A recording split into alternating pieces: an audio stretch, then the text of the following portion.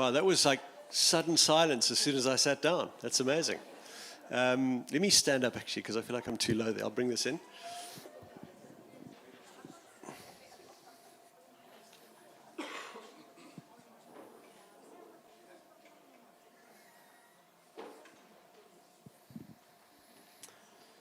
Hi everyone. Welcome to Gracefieldschurch. If you don't know, my name is Murray. I'm one of the pastors here at Gracefields, and you're here for the first in a series of events that are all to do with life, living life for real. And tonight we're looking at life de-stressed. A bit of background as to what we're hoping for over these three events. So there's one tonight, one Thursday, one next Tuesday. It's great for us as a church family to connect, not just on a Sunday, but to get together of an evening to do things like this. Secondly, we love the idea of doing things for our community and giving an opportunity for people who aren't part of Gracefields to come in and hopefully be helped by the presentations this evening and over the coming week. And then also, it's great to share the gifts of people within this church and the kind of broader Christian community. We've got some unusually gifted and experienced people, and it's great to just hear their wisdom in some of these areas over the coming evenings. And I really hope tonight helps us all with stress. I don't need any help with that. The people who work with me need it, but I'm fine. What is the stress, though? It's the body and mind's response to threats. It's a natural human response. It's part of how we're wired, actually, as human beings. It's part of how God has made us. Of course, the types of stress can vary. You can have a shock response to some kind of threat or trauma. You can have the sustained build-up of gradual stress over many days or weeks or years even. And, of course, people respond to stress in different ways. We're all wired differently. We all have different triggers for stress. It's been said before that if you marry a person, you should first make them use a computer with really slow internet, because then you'll see what they really like. Okay, that would be a big trigger for me. Of course, in modern societies, there's so many factors in everyday life that cause us to live in a state of stress. From work deadlines to school commitments to traffic and commuting, always being online, always that kind of pressure. And then throw into the mix all the kind of uniquely South African things, which I think deep down we're quite proud of, aren't we? You know, we feel like we're in the street, like load shedding. We've got that. We are perhaps a uniquely stressful country, a beautiful country, but we've got lots of stress points as well. So it's naive to ignore that there really is stress out there in the modern world. And it's good to realize our bodies aren't meant to be living under stress without us dealing with it ever. And so that is the question for tonight. What can we do about it? And hopefully the people behind me will be able to answer that question. And looking at four really important areas. So looking at our diets, our bodies, our diaries, and then our souls. Each person is going to speak for about 10 to 12 minutes. I'll ask them a few short questions. We'll go through all the presentations. Then there will be time for questions from the floor, and then we'll wrap up at the end. Let me just give a brief intro to each of our speakers. Firstly, Lauren Green. Lauren actually organized a lot this evening, organized all the soup. Thank you so much, Lauren. Lauren's going to be speaking to us about our diet. She's got a passion for learning about healthy living and the role that good food, sleep, and movement play in our well-being. Her biggest qualification, though, to speak on stress is that she's had twins. That's it.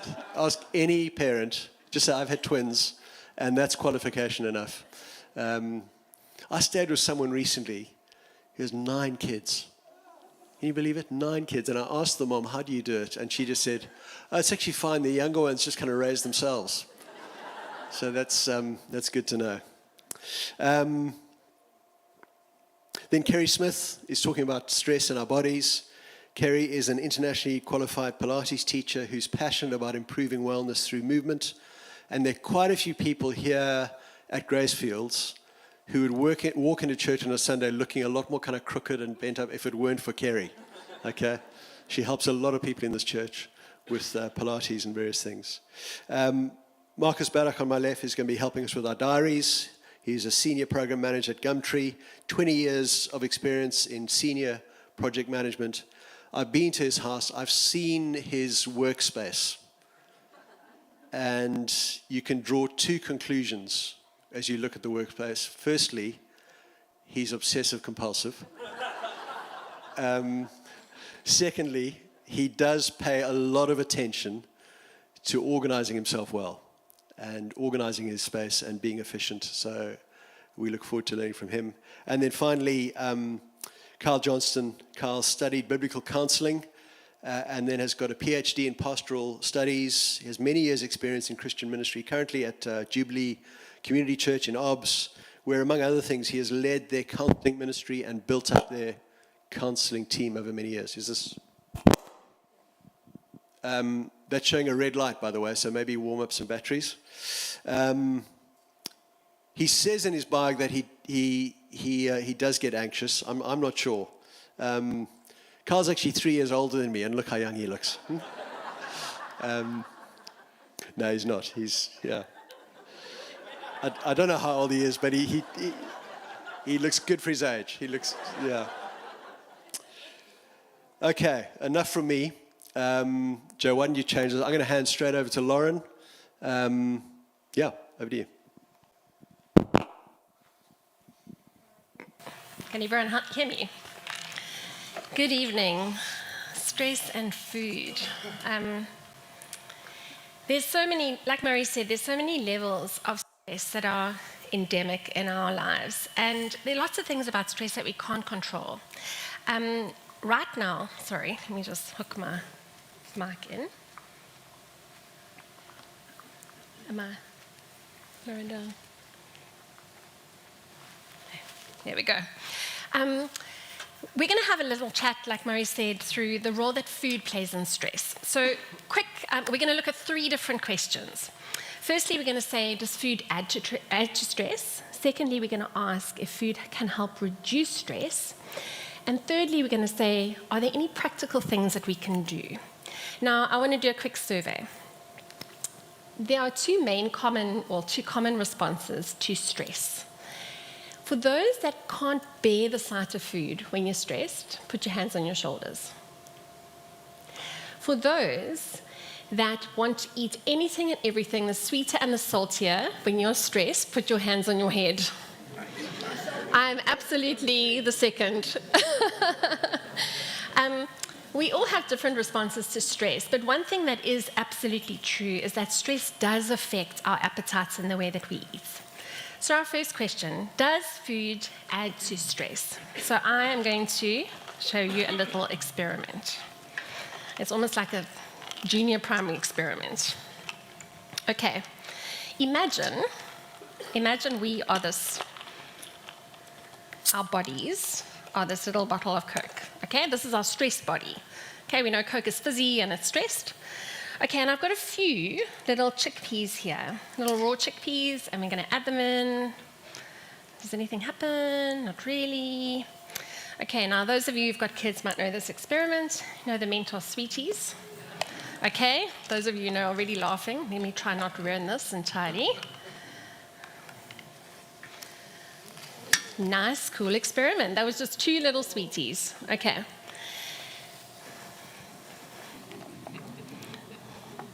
I'm so clumsy at the best of times. Okay, so our body needs fuel, and we fuel our bodies with food. But what we fuel our bodies with is going to affect the response that we have. We can either have the chickpea response, or we can have the Mentos response. Okay, so we can either keep our bodies functioning, or we're going to just send our bodies into another level. Science in our little experiment does show us also that not all food types are equal. Sugar and ultra-processed foods are normally the baddies in the story. And if I had to ask you what sugar is, everybody knows what sugar is. But ultra-processed foods, it's one of those things that have become more it's become more of a catchphrase nowadays. And you might ask, what is that?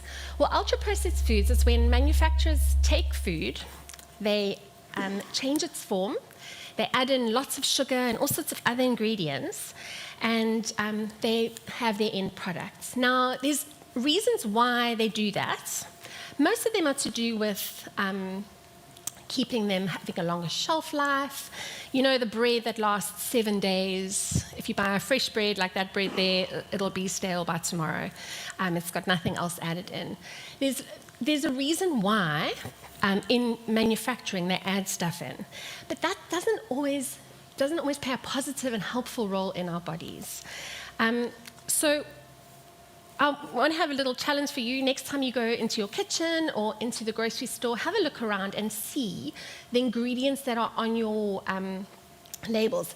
Look at things like wraps and see. Wraps have got about 10 different ingredients in them. And have a look and see, do you recognize any of them? Do you have a look at the label. The labels are always listed in terms of the more an ingredient, you know, they're listed in terms of the amount of the ingredients in the food. So they'll list, have a look and see where the sugar comes in, and you'll see all sorts of other things. Now, research has also shown, which is actually the more concerning part, I think, with additives and sugar, that ultra-processed foods that have these things in make us more hungry. They don't only not give us the nutrition we need, but they make us more hungry. And data is now showing that very often if you've eaten an ultra-processed meal, you eat 30% more at the next meal. So now you've got a stressed body, and you're adding more and more and more stress. Okay, so the question is, does food add to our stress, or can it add to our stress? The answer is yes. Okay, the next question we can ask is, can food help to reduce our stress? And the great part is that actually, yes, it does. Anybody here follow the paleo diet?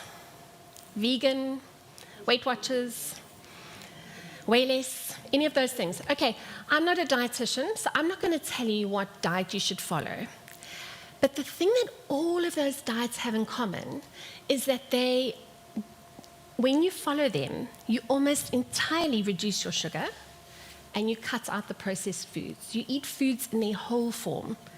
You know, I know with Weight Watchers, they'll have lots of free ingredients, you know, things that you can eat that don't count, to encourage you to eat those sorts of things. So science tells us that the go-to foods that help us to de-stress are food in their wholest form. And our bodies respond in the best way possible to that. The other thing that they're finding in science, which is actually not really that smart, I mean, it's not that groundbreaking, is that the more plants you eat, the better it is for your body.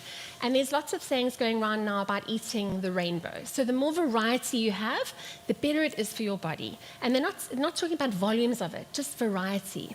We in our family have a challenge sometimes. There's a 30 plants a week challenge, and I kind of write them down on the fridge just to get us thinking about spices and herbs and, you know, what kind of other things do we have. So science is showing that whole foods, and particularly plant-based things, does reduce your stress. So food does affect our stress, but food can also reduce our stress. Now, in order to be practical, because it's all fine and well to know things, but you've got to actually be able to do something with them, I've got a few tips for you. Now, I think the first tip that I have is probably more of a challenge than a tip. So the first part of your body that engages with eating food is your brain. You have to decide to eat something. Okay, and it's a bit like you own a diesel car, okay? You know that if you don't put any diesel in, the car's going to stop. You know that if you put petrol in your diesel car, for anybody who's ever done that, your engine seizes. You also know that if you go to the dodgy garage down the road who waters down their diesel, you might be fine for a while. But at some point, your body's going to stop running. And then you've got to do a lot of work to get get your car back into a functioning state. And your body is a bit the same. The great part is that your body is able to change and able to adapt. So it's not such all a doom and gloom story. But But it does have to do with how we view a priority of something, as is everything. Okay, so first of all is the priority. The second of all is our emotions. Now, stress dominates our emotions, and our emotions affect our choices. And I always like to think of stress as a little bit like a toddler sometimes. Any of you who've had small children, I don't know, my grocery shopping experience was always very traumatic.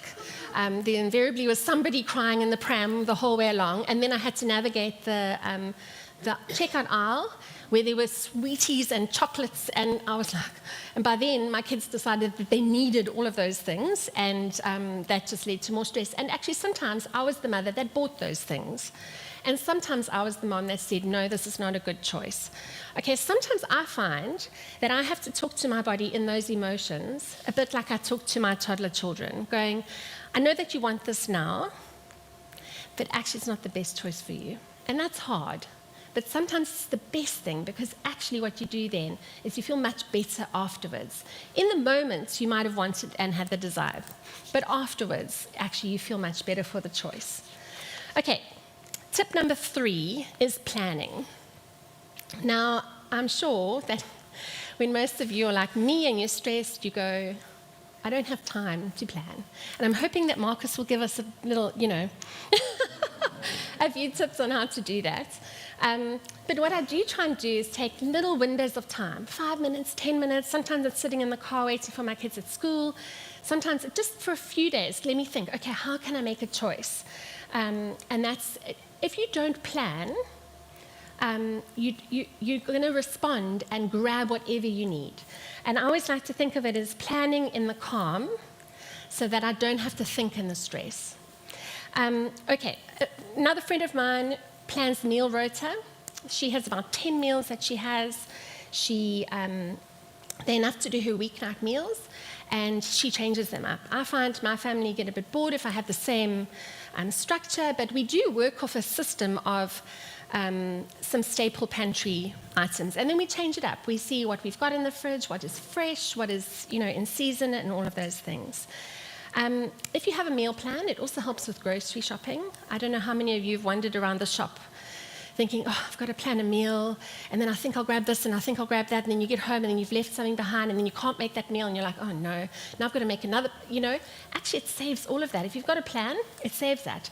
And the apps like Checker 6060 are great because they've got grocery lists that you can save, and even if you're not ordering online, you can just take that with you, and that's your grocery list. It's all there. You go straight into the shop. It's quick. It's much less stressful. Another idea around planning is swapping recipes.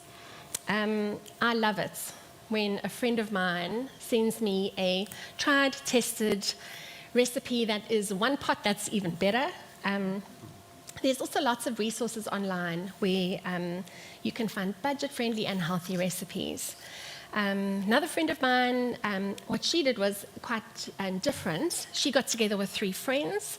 They've all got really little children, and they each took a night of the week, and they made a meal that night for everybody. And then you didn't have to worry about the rest of the week, and that worked really well for her. A last thing around the planning, one of the things that I sometimes find, and I do it sometimes, although I'm not always consistent, but I sometimes do it, particularly when my children were smaller, I would set out all their snacks and things for the day, because kids at home, and especially in the holidays, just want to eat all day. So we'd put out what they can eat, those are their choices, and move forward from there, which is always quite helpful, because then you don't have to think about it. You've already thought about it, it's there, it's planned, it's done. Okay, tip number 4, cook once, eat twice or thrice. I was joking with my kids that I think that my freezer is my best friend, not our dogs. I often will try and cook and do more than one meal at a time. There's lots of base things that you can do that you can then change up. You don't have to eat the same thing all the time. I often freeze baked goods. Anybody who knows, our family knows we love to bake. But I find if the stuff's sitting on the counter, it all gets eaten in one go. So we freeze it, and then it's always ready if we need something. Often if the oven is on, I'll do more than one thing. It saves my electricity and those sorts of things. Okay, tip number 5, frozen and canned foods. Science has shown that frozen and canned foods are good options. they are canned and frozen very quickly, so they retain lots of their nutrients. And they're often quite well priced.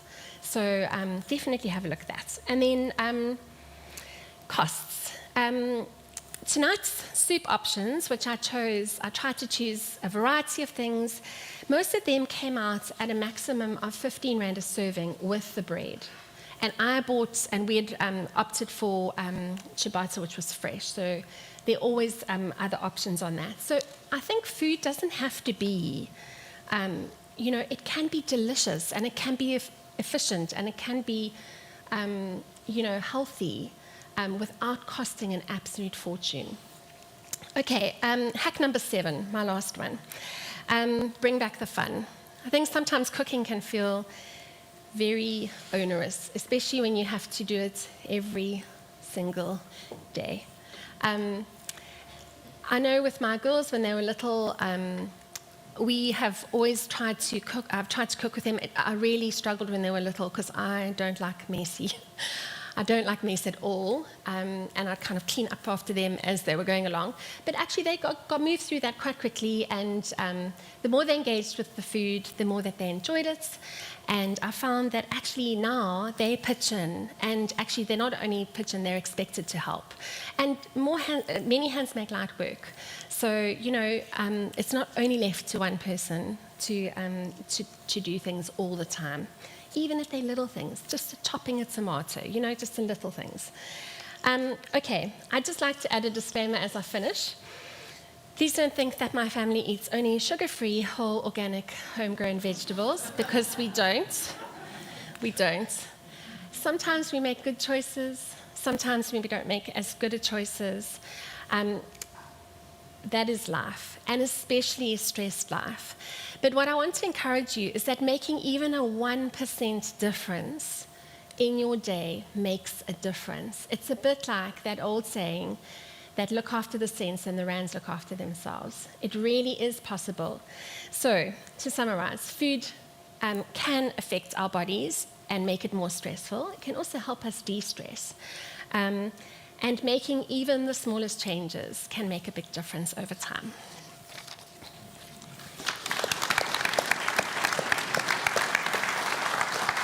Lauren, so let me ask you just a couple of quick questions. They were so helpful. Thank you very much.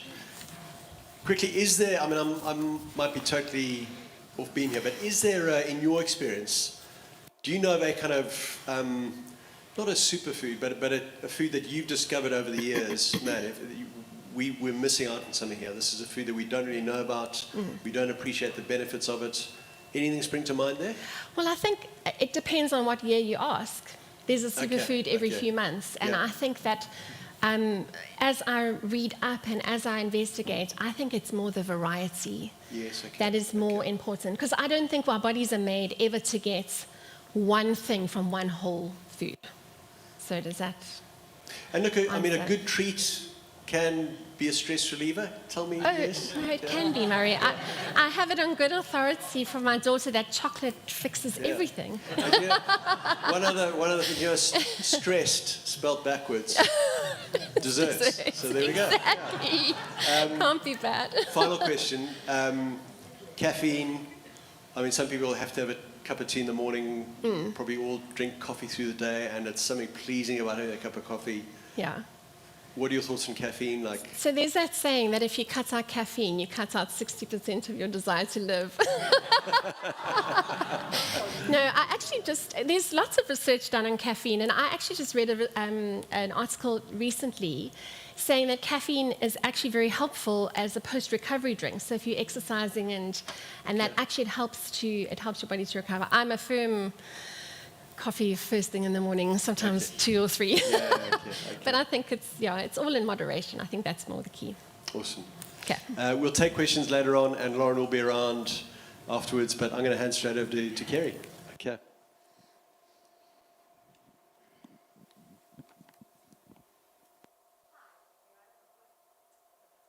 Yeah, okay. Can you hear me?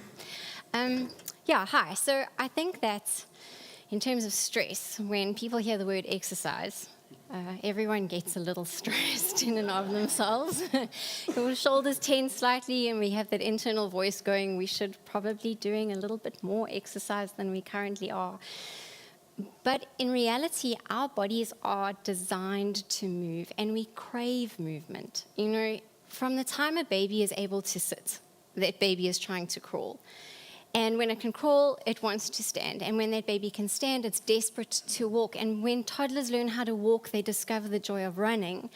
And then little children find out that they can skip, and they can jump, and they can climb trees and roll down hills. And it really is because instinctively, children know that movement makes them feel good inside. It gives their bodies a bit of a hug. But as we age, our habits become learned behaviors. So we sit in a car, we sit at a desk, we sit on the couch when we get home, we lean on a shopping trolley because we're bored waiting in the queue at Checkers, we lean on the kitchen counter and scroll through our phone, we flip open our laptop, and it's my worst, and I do it all the time, is sit on the couch and look at my laptop, so my posture gets horrendously bad. And that becomes the norm for us. And the problem is when we don't move in our daily lives, the lack of physical mobility starts to just layer these negative kind of responses in our body. So when we add in a proper external stressful situation, because we are already in that space of lack of movement, our bodies then don't always necessarily know how to cope with this new external stress. And the problem is that we live in a stressful environment and we deal with external stress all day, every day. And because we don't listen to our bodies anymore, we don't realize the stress effects that we start to feel. Now, if I had to ask you what are some of the things we feel when we're stressed, we'd be able to say, well, my shoulders get really tight, or I have a bit of a headache by the end of the day, and I just can't seem to relax. But actually, there's so much more going on in our bodies that we don't really seem to connect with. Do you know stress causes us to have a dry mouth, blurry vision, massive gut issues, heartburn, constipation, diarrhea? I mean, it's awful. We sit with general fatigue. We don't know why. We just don't have the energy to get up and go by the time Wednesday, let alone Friday, hits. And then we've got all the emotional and the behavioral aspects as well, and we don't necessarily realize our reactions to stress. We tend to forget things a lot. We can't quite focus the same way. We feel slightly on edge all the time, not just when we're stuck in traffic. And actually, that's our body's way of saying, I'm not coping and I need help here and I need to do something about this. And then on an internal level, stress results in a hormone known as cortisol, which just courses through our body. And it's actually a response for something bigger that our bodies are preparing ourselves for. But because we sit with load shedding every day, we have that cortisol coursing through our bodies all the time and we never do anything with it. And then you have to think to yourself, well, I can do as much as possible, but it's still not helping. And this is why I love what I do, because when we exercise and we move, it starts to help with all of those responses to stress. So if you bear with me for just a second, I'm going to get slightly technical. In our bodies, part of our nervous system is called our autonomic nervous system. And it's basically everything we don't think about doing, that's movements and all the processes in our body. So blinking our eyes, when our lungs expand in and out as we breathe, our heart pumping blood, swallowing, peristalsis movement through our gut, that's our autonomic nervous system. It releases certain chemicals as well. And if we kind of break that down a little bit more into subdivisions, we have something called our sympathetic nervous system and our parasympathetic nervous system. And they kind of act like flip sides of a coin. And we've actually all heard of this system before. The sympathetic nervous system is our flight or fight response. So when we are hit with this unexpected danger, for lack of a better word, somebody steps out in front of our car, or somebody slips, or our child suddenly throws up as we're leaving for work in the morning, or we forget about a meeting, or we get a phone call that somebody's taken ill. That's our sympathetic nervous system. And what it does is it puts our bodies into the state of readiness. The problem is that our stress responses that we have to that external, low-level background noise every day, that shortness of breath, our elevated heart rates, those tight muscles, our sympathetic nervous system does exactly the same thing when we're faced with a big stress. But we don't recognize that our external stresses and that big unknown stress cause the same response in our bodies. So when we're dealing with the stress all the time, and then we have more stress added on, like Lauren said, it's a bit like our bodies being a car, and we sit in the state of idling our engine all the time. That's our stress. Our sympathetic nervous system is like the accelerator. So we have this, and then it just shoots our bodies forward. And now we operate at a much higher, far more hyper-intense and focused pace. But we never quite come back down because we live in the environment that we live in. So our parasympathetic nervous system, the other one that I spoke about, we need to kick that into gear. That is called our rest and digest system. Everything our sympathetic nervous system does, the parasympathetic just slows right down. It releases our muscles, it calms our breathing, it slows our heart rate down. It gives us the ability to just sit on the couch and just take 5 minutes. And how do we kick that into gear? Movement, exercise. It doesn't have to be amazing hour-long runs 3 times a week, followed by a gym session. Any movement will help, be it walking, swimming, Pilates, dancing, supping, canoeing, you name it, it will help. And it's just, I get so excited about this because the benefits are huge. On a hormonal level, when we move, we have these 2 great feel-good hormones that course through our system. The cortisol, that stress hormone, it goes away. And we have endorphins and dopamine. We've heard about them before. They're the feel-good hormones that at the end of a workout or a great long walk on the beach or, there's some really fantastic stretch class that you may do, you feel a little bit like you can do anything, really. The runners call it the runner's high that they get. And you feel like you can just go out and conquer the next mountain. And the dopamine is the other feel-good hormone, and it does something really similar to that. But actually, they act as natural painkillers in our body as well. Do you know that? So that at the end of a long day, and you're like, oh, my back, I've been sitting in traffic for an hour, and then it's really uncomfortable. And you feel guilty and take the dog for a walk. When you get back, your back doesn't feel quite so sore anymore. It's because the endorphins act a bit like a natural panado in our bodies. It settles some of the pain and the inflammation. And when we exercise, our focus is taken away from that stressful situation. And we are forced to be in the moment, thinking only about what we're doing, because sometimes it's complicated steps in the Zumba class, or, we're tracking those calorie counts as we want to kind of hit our discovery steps for the day.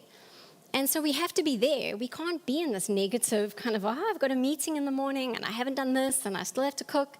We've just got to be there with our bodies doing what we're doing. And then the social benefits of exercise and gentle movement are also ways to combat stress. When we go for a walk with a friend on Noda Common and we kind of hash out the week that's been and we get a bit of perspective, it's a de-stressor. Or we go to our exercise class and we spend an hour with like-minded people doing something that we all enjoy. That sense of camaraderie and kinship, that allows endorphins to pump a little bit more in the brain. It acts as a stress reliever. We inhale oxygen at a faster rate when we exercise, which helps internally to heal and repair tissues and do good things that stress combats against. And then the social benefit of it. We get out of our normal drudge and that daily routine, and we go and we spend time with some people, and it feels great. But conversely, if you work in a high-pressured environment, or you volunteer a lot and you give of your time, or you're a mom and you just never have 5 minutes to yourself, to be able to put some shoes on and go for a walk or a run on your own, or to just dive into that pool and swim some laps. It just gives you a chance to calm and refocus and reconnect with yourself. And we need that to combat those external stresses. And then another benefit, which I find fascinating and not something we often put much store by, is the rhythmic component to exercise helps with stress. The constant pounding of your feet on the road as you walk or run, or the music that you listen to in a dance class, or the fluidity that you find doing Pilates or Tai Chi, or the rhythmic breathing that you feel, that constant in and out. Do you know that our nervous system responds to that? And it's the only thing that has the ability to calm our nervous system and stimulate it at the same time, to relax our muscles and make us feel exhilarated at the same time. We don't really ever think about that. And so if I kind of go back to the car analogy, we wouldn't get into these amazingly complex engineering feats, this car, and just get in and expect it to drive us to Joburg. We just wouldn't do that. We'd check our tires, we'd check our oil filters, we'd make sure we have everything sorted, the headlamps are working. It's the same with our bodies. We are these complex engineering feats, and yet we don't take the time to just kind of check in with ourselves and check that, we're okay, and we've checked our own oil filters and our tires are pumped. We do that by giving our bodies good things, like gentle movement. It doesn't have to be intense. It really, really doesn't. We can build movement into any part of our day. Just like Lauren said, it's the small things that make a difference. It honestly is as simple as parking 6 parking spaces further away than the closest one we've just waited 5 minutes for and we've battled to get into, but we're going to park in the closest parking spot. And then you walk into the shopping center, and then on the way out, you push your own trolley and you load your own groceries, and we've moved. Or when you get up in the morning, before you stand up out of bed, you put your feet on the floor, you sit on the edge of your bed, and you roll down a couple of times and you see how far away your toes are. Or we sit at our desk before we face the onslaught of emails, or while we're waiting in the car for our kids to finish with their school, or we've just come back from doing our morning chores, and you roll your shoulders a couple of times and you just check in and see how tight your neck is. Movement can be built into anything. You can stand waiting for the kettle to boil and rise up and down on your toes a couple of times. And all of those little things add up. And when we constantly doing that and feeding our bodies 1 or 2 little bits of movement, it makes it so much bigger, so that by the time we hit our late 70s and 80s, we're not stressed about our quality of life, being able to wash our own hair or go shopping for ourselves, because we've done all of this little bit gradual hard work as we've gotten to that point in our lives. And so if I can leave you with one thing, please don't think that exercise is about losing weight and looking good, because it's not. It's really not. It's about enjoying your body and honoring your body and looking after your body. So, cool.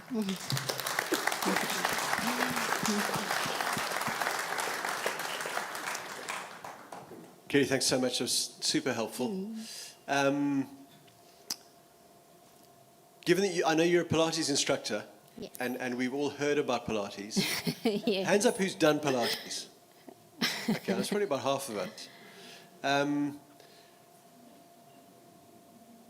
We've all heard about it. I mean, just specifically on that, what is the benefit of that in particular? Yeah, so I could be here all night, so stop Sure. me. So Pilates in particular is a different kind of exercise where you train the very deep muscles which lie right against the skeleton, which long-term have the effect of strengthening you far more than working your outer global muscles like you would when you go for a run and you can feel your thighs will work the next day. And then along with that, there's a big component to Pilates about breathing, because the research has shown that when you have that deep, and by deep I mean really breathing into the bottom part of the body, rhythmic breathing, the intake of oxygen And that working laterally into the rib cage provides you with far more benefit than you would getting out of a Zumba class or a gym class.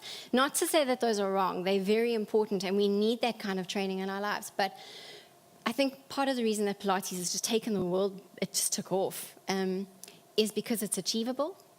It's incredibly rehabilitative. So that's my particular area, working with, backs that don't work so well anymore, joints that have decided to give up. And it's gentle enough that anybody can do it and still achieve very big results. And whether it's Pilates or the little tips you gave just now or any other kind of new exercise regimen, I think with all of us, the problem is the kind of getting into it. I know. Any tips as things that help, It's with the hard. discipline, with the habit forming? Oh, Murray, it's very challenging. Honestly, start small. Do you know the industry standard is 20 minutes 3 times a week? That's it. Like that's a Netflix show. 20 minutes 3 times a week. 3 times a week Okay. of any movement. Okay. And the joy of that is you don't have to do it in 20-minute intervals. So you can do 2 minutes by literally parking further away from where you need to be, or getting out of your car and bending down 3 times to touch your toes, and then going inside and carrying on. You can break that. So when you go to hang up a load of washing, instead of just dropping the washing, you can honestly go into a low position, pick the washing up, hold the washing up, bring it back in, and walk inside. And that counts to the 20 minutes. So, Any good kind of websites where little tips like that, where anything you've come across? Websites, books, anything like that?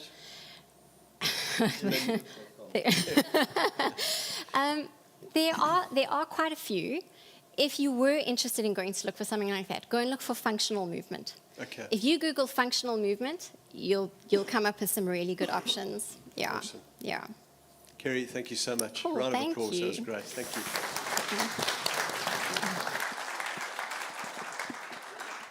Thanks. Well, good evening, everyone. Everyone doing well? My name is Marcus, and I'm speaking about time management. We've got a few slides because I know I have to keep you engaged. You are to talk about your diaries and time management, believe it or not. So I see it's our diaries and time management. Just a quick point. This could have been on productivity. It could be our diaries. It could be task managers. But ultimately, the reason I've chosen time management is it all boils down to how we manage our time. There's a lot of literature out there and debating about time can't be managed and time is what it is. But in the context of what I'm speaking about, it's how we manage our own time, what we do with that. That's ultimately what it boils down to. And then from there, we can have a springboard to move forward.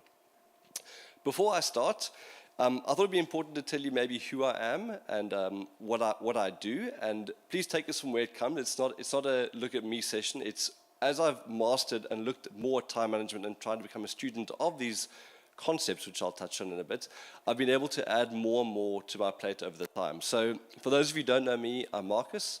I'm a husband. See, I'll put that first. It's most important. I'm a father. I'm a grandfather as well, believe it or not. Since 2012, I started my own company. I now run 3 companies over 4 different time zones on a day-to-day basis. I'm a program manager, which is basically a project manager for Google and eBay, where I help people manage their projects and what we do and when they do them and how we deliver them. I've been on our church council since I got here. I'm a warden for our church, which means I support Murray and the team with another warden. I'm a Bible study leader. I'm a community leader, which means I look after Bible study groups on top of that. I study through Google, so I'm studying project and program management in the mornings before work. I'm an enthusiastic surf skier, so I paddle a lot. I do lead a Bible study as well, if I didn't mention that. I serve in our surf ski committee, so I'm our safety subcommittee officer, where I help coordinate the subcommittee of the surf ski club. And I'm an enthusiastic online gamer. So I play Magic the Gathering and a bunch of other games when most people are sleeping. The reason I say all that is not to gloat at all. It's the only way I've been able to do that is to be able to manage my time effectively. And I can tell you firsthand that if you get to a point where those things slip and you compromise on your principle, my world spirals really, really quickly. So I've learned to become disciplined at certain things, which I'll try and pass on this evening. We can go to the next slide. Thanks. So very quickly, I see my cool font is gone. That was an hour lost. Anyway, wow. Murray. No problem. I'm going to add time onto this talk for that. Anyway, so I want to keep it simple tonight. I'll do 3 quick things. I'll try and outline the problem when we get time management wrong and why it's a problem. I thought the best approach, that actually is 1, 2, 3. My OCD is not enjoying that. It's not 1, 1, 1. I thought I'd cover some concepts. I did a talk like this for the Gumtree team about 2 weeks ago, and it was very easy to be specific because we all work in a similar workflow. In other words, we have teams, email, we're office-based, so the flow of work was easy to sort of break down. Tonight, we've got stay-at-home moms, stay-at-home dads, retired, working, people who work on the road, people who work in front of a laptop, people who don't have computer access. So it would be very difficult to give you very specific things. I'm going to give you concepts that you can try and adapt. And I'm going to encourage you to come ask me questions afterwards. As part of our family and church, you can approach me privately. We can do a follow-up. You can ask me questions in the panel straight afterwards. And then I'm going to give you some tools which I find helpful, just 3 types of tools that are indispensable in time management for me. We can go to the next slide with the wrong font. So how does bad time management feed stress and make us more stressed? So this could be 30 points on the slide, but I thought, what are the 3 that I think I see most often in people when they get them wrong? One is it builds up into procrastination, where you just can't seem to get anything done. Everything is going to be next week. I'll eventually get to that. You start delaying things that you think you need to do that you actually don't ever need to do, and that's another point I'll get to in a bit, where you actually feel the weight of things on your shoulders that don't need to be there. You start getting out of control when there's more and more things coming to you that you don't know what to do or when to do them. There's no context behind them, and the list is growing. You basically out of control. I know it sounds extreme, but it's exactly what it is. And you are not responsible or able to execute or have any results. Now, it sounds business lingo, but this could be someone who's planning meals at home and being effective at that. It could be managing, seeing teachers. It could be anything when I say results and control. It's not just in a business context. And then realistically, and sort of where the rubber meets the road, it does impact your health and your well-being. I mean, I know we're talking about some concepts, and it's a cool talk, and time management, but when you get these things wrong, anxiety kicks in, it genuinely affects our well-being. We feel overwhelmed, and that adds to our stress, which can make us ill. So let's go to the next slide. It would be completely remiss of me to not mention devices when we're adding to what are the problems and what are the downfalls. So like anything, a device is not intrinsically bad in itself, and there is a positive side to them, which I'll definitely be getting to in a second. But when I say device, that could be a smartphone, it could be a laptop, it could be a tablet, it could be a smart TV, it could be a number of different things. I think for the context of us tonight, for most people, device would mean smartphone, maybe tablet. So distractions. Smartphones are a window to the world. They beep at us, and there are distractions constantly. When you don't understand technology and you get a new phone and you put all the apps on that you're told to put on, you don't know how to mute them, you don't know how to put quiet times on, you're just bombarded with notifications, which eventually mean nothing because it's always beeping. If you show me your phone with like 600 unread and 300 notifications, I go into like a state of panic because how do you know what you're going to do next? So they can be very distracting. And then there's the only way you're going to understand this and get better at it is understanding how these devices are put together and why they're done the way they are. So I won't go into too much detail, but 2 very important concepts and things to understand is something called doom scrolling and something called infinite scroll. So an infinite scroll was invented by a guy called Uzzah Ruskin.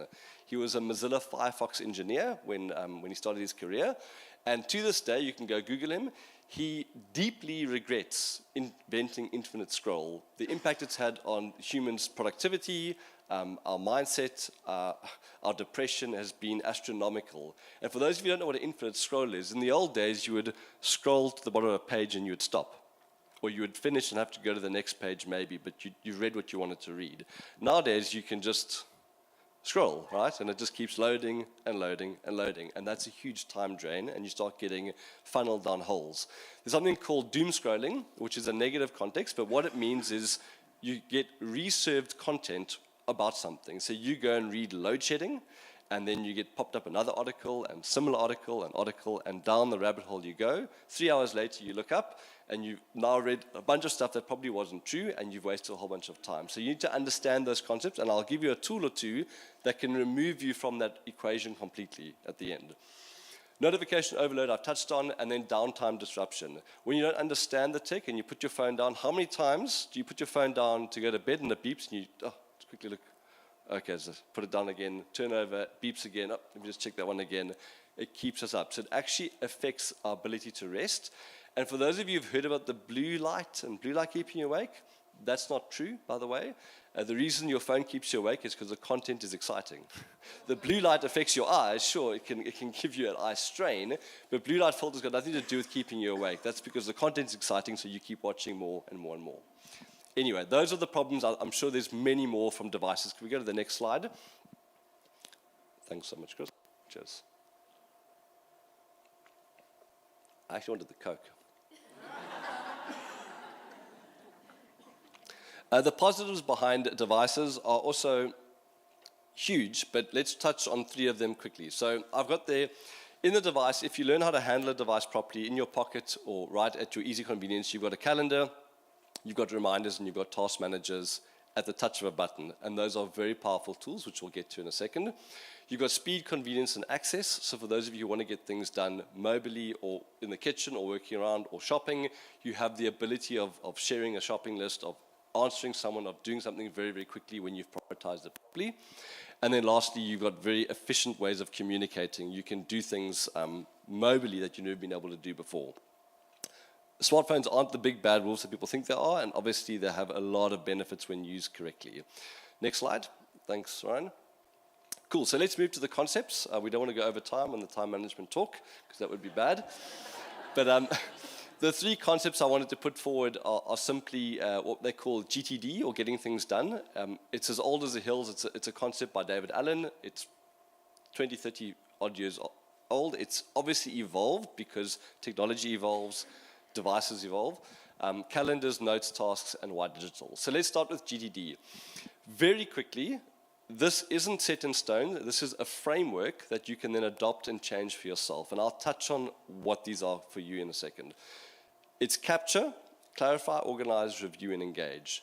If you think this is complicated and this takes too much time, that's the first trap you fall into in not doing these things. Just give me what I've got to do and I'll do it quickly. That only lasts so long and it's not scalable. You get overwhelmed really, really quickly. Capture means how do you record things? When you get WhatsApps, you get SMSs, someone talks to you, someone emails you, someone phones you. There's constantly a barrage of things coming in to do or to prioritize. Do you write that down? That's not a bad start. I'll explain to you why I prefer digital. Do you capture it in an app? Do you put it somewhere? We have to capture them. Very importantly, don't do them. Capture them, and I'll explain why in a second. Once you have a list of things to do, you clarify. Clarification is probably the most effective tool, the most effective step in this tool. It's asking why you need to do it and how you should do it. And often the answer is you don't need to do it or it's not your problem. So when you don't clarify, you keep something on a list for a month and it stresses you out, then you finally engage and the person goes, no, that's not what I meant. And you've wasted how much time and how much stress thinking you've got to do that. So clarification of a task is quite important. That can be a 1 second thing. It could be a thought, hey, it's clarified, I know what it is. Or it could be, sorry, I don't understand, let me clarify this before I actually mark it to do something. Organization is contextual. So when we organize our tasks, how do we do that? And this is where digital formats make a lot more sense. When I say organize, I mean if you've got something to do next week, Thursday, for most people who have manually written lists, which is not bad, but it's not great either, does this sound familiar? You write down 15 things you've got to do in your notebook or your calendar. You then reread that about 40 times a day because you're not sure where on the list you are. So I just want to quickly check I don't forget. I want to quickly check I don't forget. Oh, I'm at the shop, let me read the list again, and we read the list over and over and over again. Waste of time. Second thing you do is the next day you rewrite everything, right? You don't want to forget this. You can't do anything about it, but you're going to rewrite it because you don't want to forget it. So those are all parts of an organization. When you're digital, you can give context to things. You can deadline things. I've got to do this next week, Thursday, when I see Joe. I don't want to see it until Thursday comes. When I'm at the shop, that's what I'm going to do. So that moves all out of the to-do list. Those tools, like digital tools, which I'll touch on, allow you to do that. That's what organization means.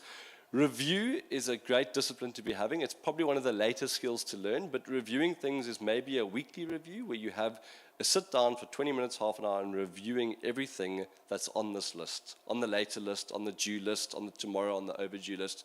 You need to review and make sure we clean that up.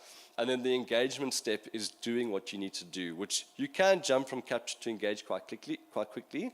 But if you don't follow that, guess what? You're out of control again. If you're doing everything that comes straight to you, you're not doing anything in priority. You're simply doing things. Whoever asks first, whoever shouts the loudest, whichever notification comes in the most, that's what you end up doing. So you're not prioritizing and you're not being effective at all. So the engage step is at the end for a very good reason. Cool. A lot of information coming at you. They're just concepts. Please do come back to me and ask. The $5 rule. I learned that 15 years ago. It could be the $8 rule now, depending on inflation. What that means, very simply, is that if you could spend $5 to save yourself time, do not even think about it. Example, you get a task manager, there's a premium subscription and a simple free subscription. The premium gives you XYZ. Every time a coconut, I'll pay for the premium, I'll test it, and if it adds value, I'll leave it. If it doesn't, I'll cancel it. Don't waste time on those sorts of things. See the value in tools, whether that be a nice notebook journal, maybe that's 25 Rand or 50 Rand, whatever it may be. There's a price point you want to get to your brain now where you don't want to sweat the small stuff. That's a very big part of digital project management, which we don't have to go into. Then the second point there is to know the difference, this is the big one, between a calendar and a task manager. Your calendar is not to put a bunch of reminders in. That's not a calendar. So when you have a calendar reminding you of things, which I know you all do, a calendar is a time where you see someone. It's a set, dead schedule that cannot move without consequences to engage with normally another human being at a time that you shouldn't miss. When you pollute it with a whole bunch of to-dos, you generally miss seeing people because they're just one of the things in the day to do, right? So there is a difference between a calendar, a notes app, and a task manager. For the context of tonight, most people probably need a task manager or a to-do list, which I'll touch on. And that is different to a calendar, and you should be separating those as a concept.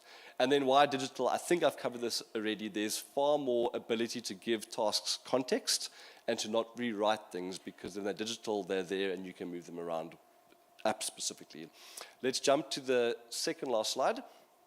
These are three tools, or three types of tools that I use every day and I can't live without, which I highly encourage you about. I put the icons there as well. So calendars, don't have to spend a cent. You've got Google Calendar, which is hidden, I think you can see it. Yeah, Google Calendar on the bottom there. And you've got Outlook. Those are both free. Do make use of those. They're mobile, they're on desktops, they're anywhere you can. I mean, I think I'm helpfully put calendar entries in Jolene's calendar when we've got to do things together. I'm not sure, but I do invite Jolene when we've got to do things like a school appointment, and my life is my calendar. If you're not in my calendar, I don't see you. It's not going to happen because it's a calendar. That's what runs my life in that way. So do use those. Task managers are a big one. The two that are the cream of the crop and highly recommended are something called Todoist, which is the red one, which I recommend for 99% of people, and the other one is called TickTick, which is the white one, which I use, which is just a more robust version of Todoist that allows you to do habits and notes and other things. Those task managers are free for majority of the functionality, so I encourage you to get them, try them, and go through the tutorials. They're great. I can help you with them. And then the last one, which I want to touch on very quickly, is called RSS feeds. So for those of you who don't know, don't get hung up on the terminology. RSS feed is basically a funnel of all your communication. So if you look at the green one, that's called Feedly, and the top right one is called InnoReader. Come to me and I'll give you these written down afterwards. What those do is they allow you to take all social content, everything that you want to consume, and put them into one app with no advertising, no doom scrolling, no infinite scroll. It's a customized news feed. So I open one app in the morning called InnoReader. I've got Surfski News, I've got YouTube subscriptions, I've got Facebook posts I follow, I've got websites that I like to read about, I've got business interests, all funneled into one place without having to go and jump around different websites. I can read it, I can mark it to read later, and I can close it and come back that night. There's no YouTube and next video and Twitter or X or Threads and Facebook and News 24 and broadband. That's all funneled into one place for one news consumption. It saves time, it saves distractions, and it makes it a lot easier. Those you would pay for. The free subscriptions are cool, but you're not going to get much of them. You'd probably have to pay for them, but they are well worth it. Cool. Let's close off on the last slide with the new font, which is cool. Why is this important? I think if you get, I want to just take Lauren's comment. If you just got 5%, 3% of what I said, you changed one or two things, that's going to make a difference to your life. It is going to be less stressful when you're doing things that you've planned and you know you should be doing, and you're not responding to the squeakiest wheel as such. I know it sounds funny, but you generally do have more time when you're more organized. Yes, you still have the same time in the day, but you have less time reviewing things, rereading things, doing things that you shouldn't be doing, or following up with people that you didn't need to follow up with. And ultimately, it does make you more productive, which in my book makes you less stressed and a better human. That's it. Thank you, guys.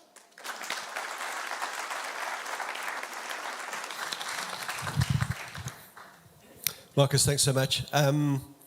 You mentioned getting things done right at the start. I mean, is there a go-to book or website or something that you would recommend to people as a thing to read or subscribe to, or whatever it is? What's the best one that you recommend there? Yeah, so I would say you should look at the GTD methodology, which is Getting Things Done by David Allen.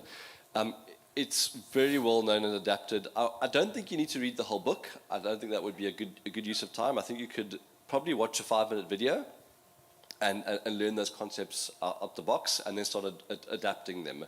For most people, that would be enough to start with. And then as you start testing your own system out and doing things, you can then apply more and more of the principles. It also, you've got to build trust in these things. You know, That's natural to me to have a tool to put my life into. That's scary, right? What if I forget? What if the tool doesn't open? What if I lose the phone, all my to-dos? I want my notepad. So it's building up trust in the system that you're building, and then you can apply more methodology. But go and read about GTD as a concept, or go watch a summary video on it. Here's a life hack. There's an app called Blinkist. Any book, non-fiction, in 15 minutes summarized for you in audio format. So it's great. If Murray ever makes you read like a really boring book, Blinkist, it'll give you the summary and you can tell him all the hot talking points. One of the things that helped me with GTD, the one takeout for me that really stuck, was the concept of the weekly review. Now, you kind of alluded to it there. Yeah.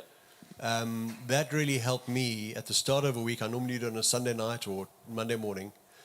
And you know you've got a big week coming up. You see all the tasks that you've got to do. You feel the stress building. It never ceases to amaze me when you sit down and plan the week out. You realize actually a third of these I actually don't need to do. Another third I can do sometime in the future. And the final third, once I've slotted it into a day, you kind of feel the stress go. I mean, do you do a similar thing? Do you have a weekly review? So I do reviews on Thursdays, and it's very simply, it's a catch-all for me. So when I don't know what to do with a task, something that comes into my work stream as such, I'll tag that for a review. I don't want to forget about it, and I'll park it till a Thursday, and then on a Thursday I'll review things. So we've got something, here's an example. We want to redo our insurance at home. We want to go and walk through and make sure we're not under or over-insured. It's not critical, but I don't want to forget about it. So we tag that for a review, and every Thursday I go like, standing, eventually we need to get to that, or I could deadline it when I actually want to do it. So it's a great sort of catch-all, and on that review you also start realizing that certain things aren't as important as they used to be. This has been here for 6 months, no one's died, I could probably delete it, right? And we can move off. So review I find very, very helpful. Marcus, thanks so much. Well done. We're going to hand over to Carl. Thanks. This one or that one? Thanks, good to be here. I'm going to end our time by talking about our souls. How does stress impact our souls? I'm going to be talking about different cultural perspectives, why sometimes quite different practices all seem to have some value, before ending with some of the distinctive contributions a Christian worldview can make. So firstly, let's talk about some of the different perspectives on what is really a universal experience. Stress in some ways can be conceptually ambiguous. depending on who you talk to. So instead of doing lots of academic research, I actually decided to chat to some friends who grew up in different cultures. So I spoke to a friend of mine who grew up in Indian Hindu culture, a friend who now lives in Japan, and then a Zulu friend, because I'm more familiar with the Western framework myself. Interestingly, in those three different cultural contexts, stress isn't understood in the same way that a kind of typical Western person would think about stress, in the way that Murray defined it at the start of the evening. In none of those contexts is stress seen as something that you would need to sort of verbally process or discuss or analyze your reaction to. But they do have ways of understanding it and dealing with it. So my Indian friend told me that with an Indian perspective, there's really two things you can do when you're navigating the distress and pressure of life. The one is you can approach a priest to do a sacrifice to a particular god who can address that area that's causing you a lot of distress.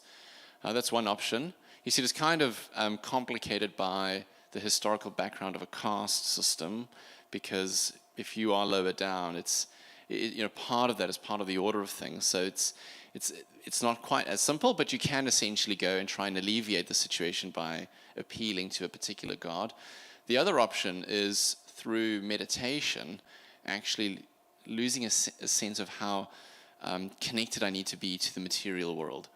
Now, interestingly, I spoke to him about this. I said, "Is the goal of that stress reduction?" And he said, "No. It's a deeper kind of religious, philosophical goal, but it does tend to relieve stress." My friend who lives in Japan said also similarly in Japanese culture, they are not aware of a concept like stress in the way that a Western person would talk about it. It's a much more collectivist culture, so the issue there is that, of course, life is hard, but you've got to keep going. You've got to play your role and participate. She said there is an interesting word that she's heard in Japan called shogunai. It kind of means, like, we would say, it is what it is. So something bad would happen, load shedding would happen, and you go, shogunai. Just what can you do? You can throw your toys out the cart, you can get grumpy, or you can say, well, shogunai. So next time load shedding happens, maybe try that out, see if it helps. My Zulu friend said, again, she grew up in a Zulu culture in KZN. Stress wasn't, again, thought of in the way that a Western kind of conceptualization would have it. There is a recognition that life is just hard. It's just hard. That's not a surprise. The issue is that you need to keep going. You need to persevere.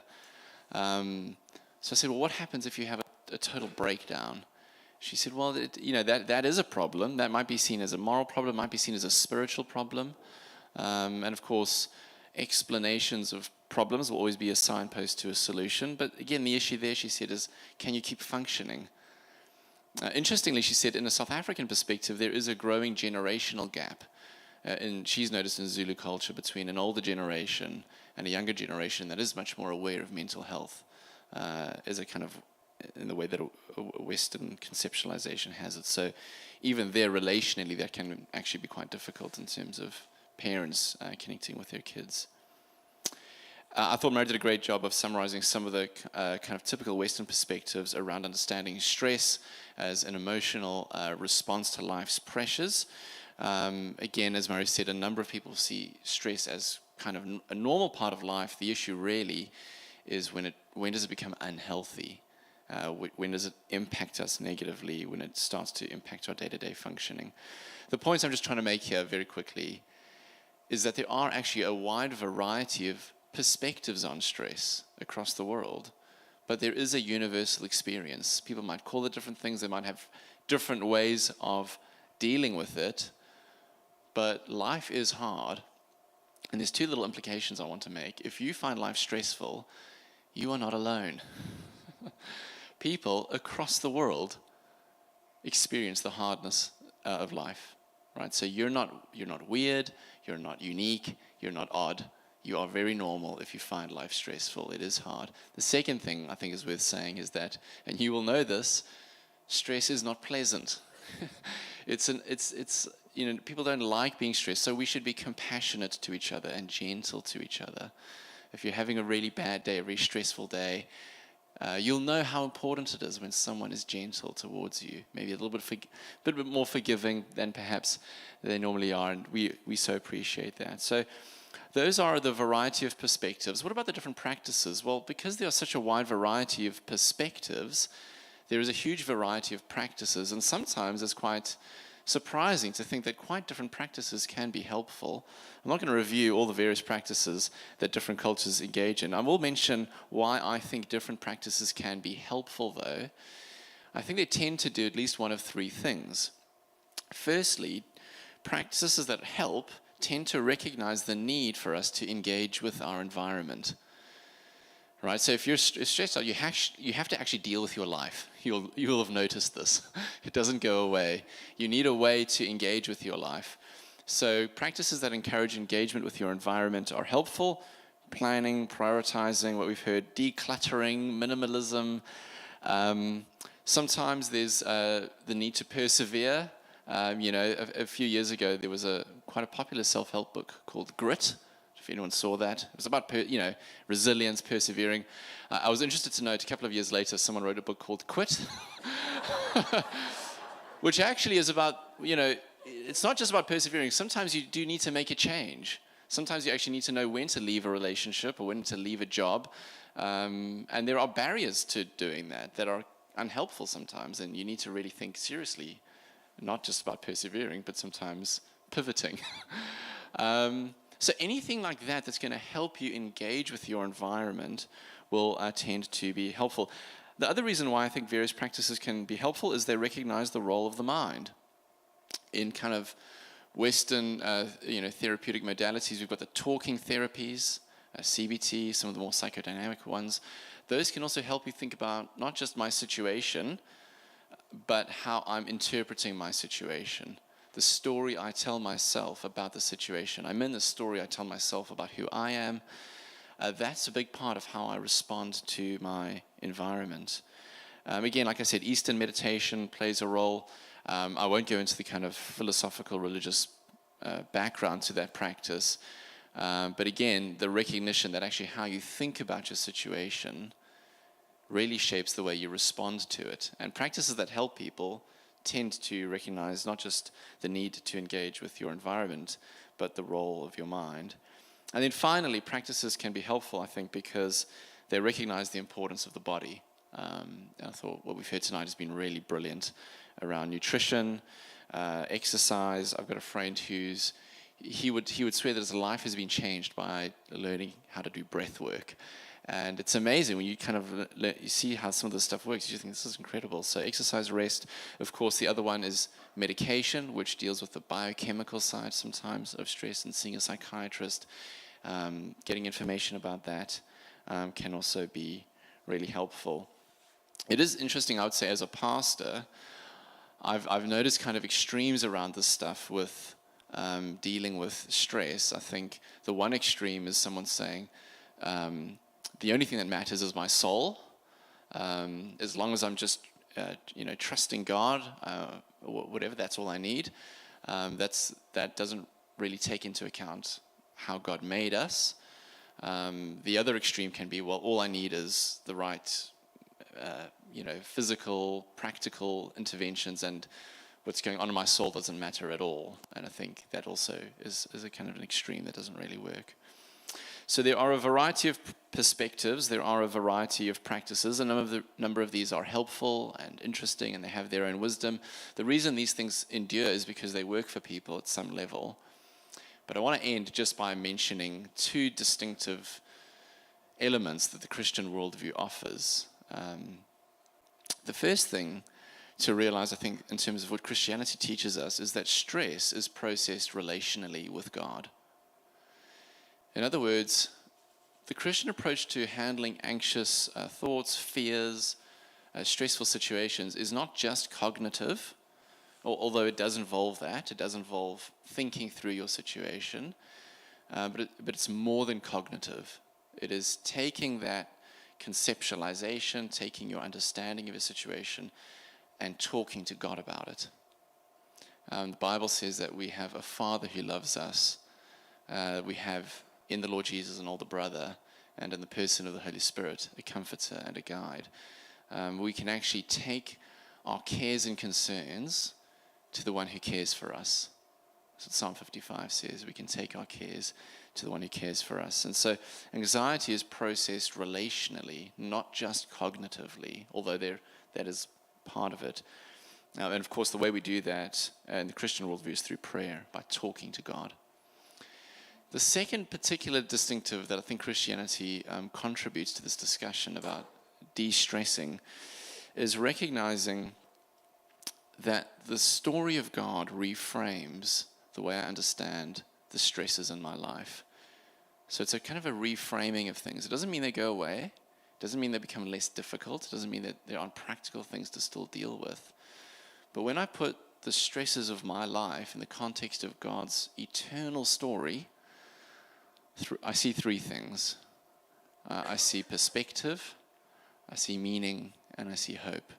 Right? So perspective, I realize that as hard and as challenging as this is, God in Christ has done the most important things for me already. He has forgiven my sins. He has adopted me into his family. He has secured my eternal destiny with him.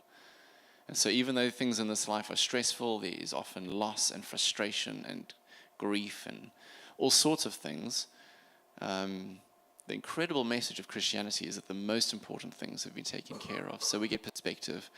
We also get meaning. I don't know about you, but one of the things I sometimes can struggle with is just thinking that the pain and struggle of life can feel so random. It just feels like there's no rhyme or reason to this. It's just kind of tragedy and, what's kind of governing all of this? The Bible holds out the hope that actually the stress of life is the context in which we learn to trust God. It's the context in which we display to those around us what it means to believe the promises of God and walk with him in repentance and faith. And then finally, the Bible offers us hope. Even if we experience heartache and loss, which we all will, the Bible reframes that and tells us that one day all the sad things will come untrue. God will wipe away all the tears from our eyes. And so the Bible, while giving us wisdom for the present, offers us eternal hope for the future. So if you're here tonight and you're thinking about, all the stuff we've heard is super valuable, the incredible thing about Christianity is that even when all those things fail, there is a God who holds out an invitation to us to enjoy life with him forevermore.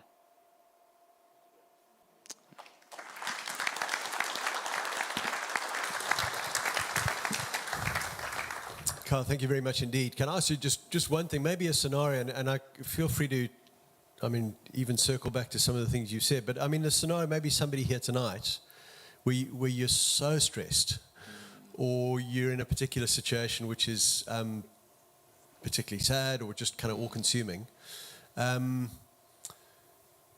you almost feel like you can't engage with God. Like you're in such a hole, you sit down to pray, but these thoughts are just in your mind. Yeah. You go to church and you just take nothing in because everything, what would you do? Yeah. Solve our problems here. I can't relate to that at all. Yeah. I think that's the one thing, is that it's not that unusual. I think we all get to a place of distress where we don't know, kind of what's going on. So I think the first thing is realizing, okay, I'm not totally unique, or I'm not, I think that because a lot of us think by talking, if we can find someone to talk to, that's a really good place to start, because it's often by talking that we can then sort out what's going on internally. So that would be, do you have a friend, maybe the person who invited you here tonight, or do you have a family member or someone that you can talk to? That would be the one thing, and starting to clarify that in whatever way that is going to be possible. I think the other thing I would say, and this can seem a little bit of a cliche, when we read the Bible, God is speaking to us. And so I think one of the great things is that I can speak to God, but when I read his word or even hear a sermon or sing a Christian song, there's truth from God. He is saying something that I can respond to.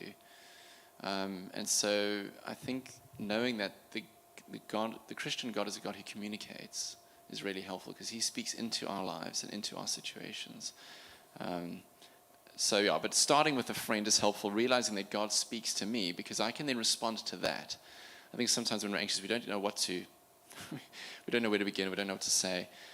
Having a friend to talk to and then realizing that God is speaking, let me respond to what he has said, can be helpful. That is super helpful. Great. Thank you so much. Now, time is going, but I just thought, while we've got our guests here who've done such a great job, why don't we give them all a round of applause again? I find this...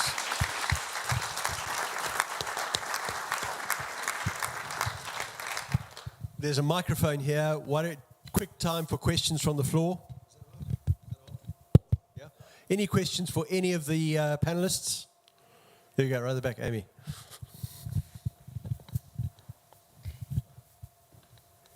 Just a quick one for Marcus.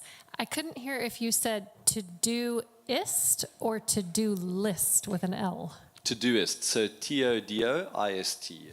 Thank you. If anyone wants the tools afterwards, please come to me and I can give you the tools. But to-doist is it, yeah. And Mark, can I just add another endorsement? Marcus got me onto Todoist. Changed my life. I'm not kidding. No, It he's really not is. joking. Yeah, I hear about yeah. it all the time. Yeah. There you go, Stefan.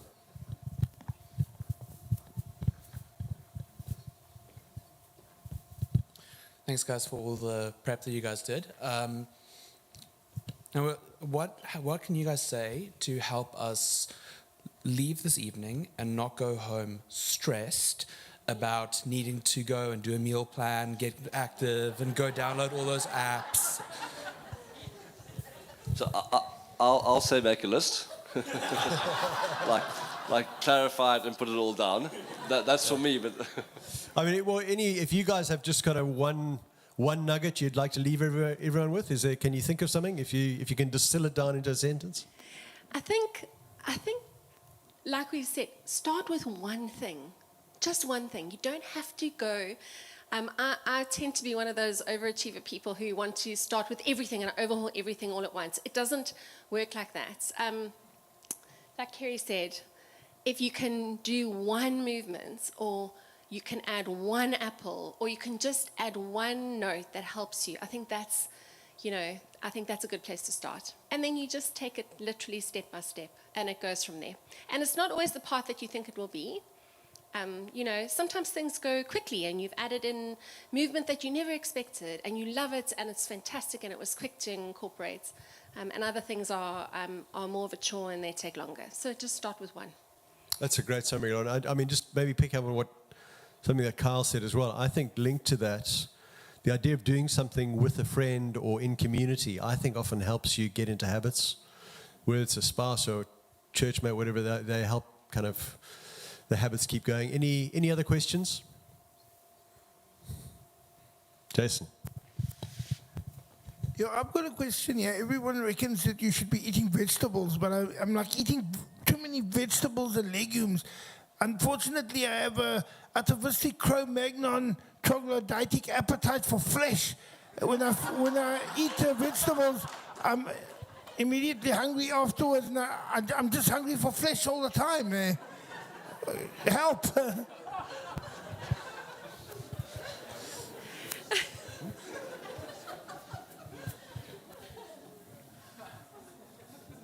I think it's all about one little thing at a time. So I grew up in an environment where it was a meat, a starch, and 2 veg. And actually, it's for us. If you ask my family, crumb chicken, I think, has got a list at the top of my food groups. You've just got to little things.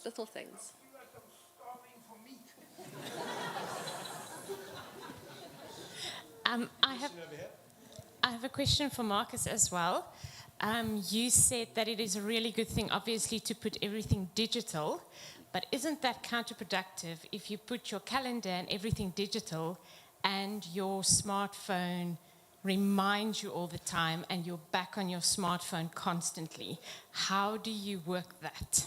So No, I don't think it's counterproductive. I think the benefits outweigh it because I think the distraction side of it is got to do with the way you're engaging with your phone.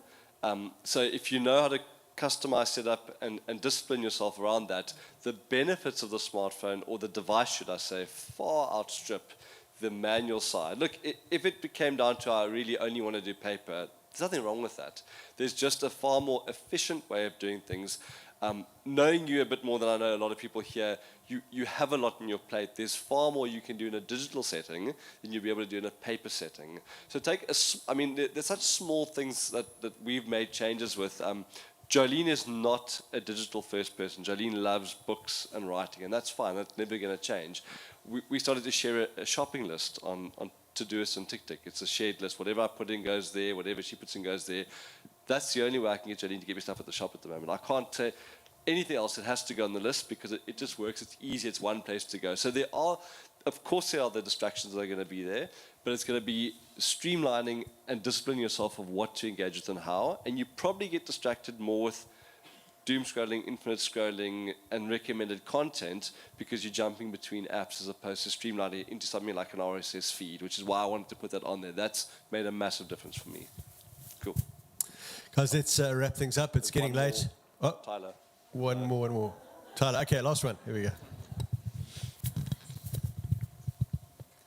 Cool, thank you. I guess anyone, if they have the answer, normally I find in my life one of the more stressful things is navigating relationships, and that's a bit more difficult to just slot into the calendar or whatever. So maybe it's just because I'm young and I'm learning to balance them, but are there specific ways that we can, prioritize relationships or understand how to make that area of life less stressful? Carl, it's all yours. How to make relationships less stressful. Yeah, I mean, I don't know. When you love people, it's complicated. Hey, people aren't projects. You can't put them in an hour slot. And I don't really think I have anything valuable to say. I think boundaries are a good thing, and it's helpful to do that. But I think when you love people, it's not easy to make that less stressful. Perhaps here's one way to think about it, though.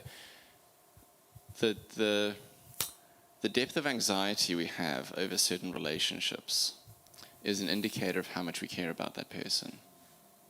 So we tend to get the most anxious about the relationships that mean the most to us, and we can talk to God about that.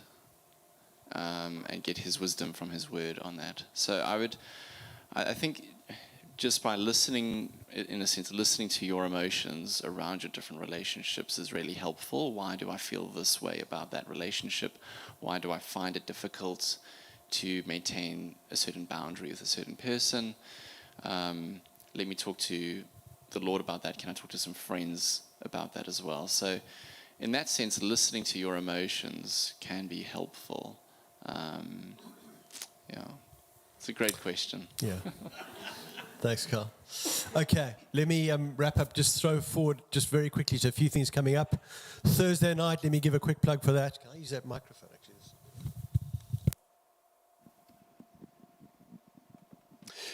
So Life Reimagined on Thursday night. We're thinking about AI, which is a fascinating topic. There have been so many headlines around it with the launch of ChatGPT kind of 9 months ago or so. We have joining us Nathan Lovell, who, like so many people, has a PhD in AI and a PhD in theology. I mean, yeah. How did he do that? So he's really well qualified. He's going to be introducing AI to us, explaining what it is, where it's come from, just giving some of the basics, some of the history. Keith Coates is a futurist, a really experienced one. This guy addresses like Fortune 500 companies all around the world. He lives in Simonstown. Real privilege to have him. He's going to be looking to the future and the impact that AI will have on life and society. And then John Giles runs a legal practice in Westlake.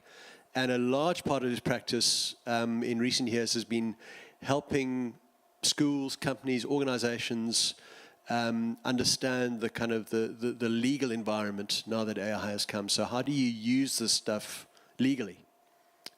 So 3 really, really great guests. Join us on Thursday. Invite your friends. Sunday, we continue with our series all about worry. And so we'll be preaching in the morning services on worries to do with death. And then Carl is actually joining us again. So pleased to have him here on Sunday night, looking at worries to do with our futures. So come along morning or evening or both. And then one more thing, just our life series. We talk about this a lot at Gracefields. We'll say more on Sunday, but our life series is a 6-week interactive course explaining more about Jesus and what it means to be a Christian. It's discussion-based. Any question is welcome. Not everyone who does this course kind of automatically becomes a Christian, but I tell you, just about everybody who does the life series finds it stimulating and helpful and engaging. So make a note of that date. Think about who you could invite or come along. And maybe you've never done it before. Maybe you've got big questions about the Christian faith, or you're just kind of coming back to it. This would be a great place to start.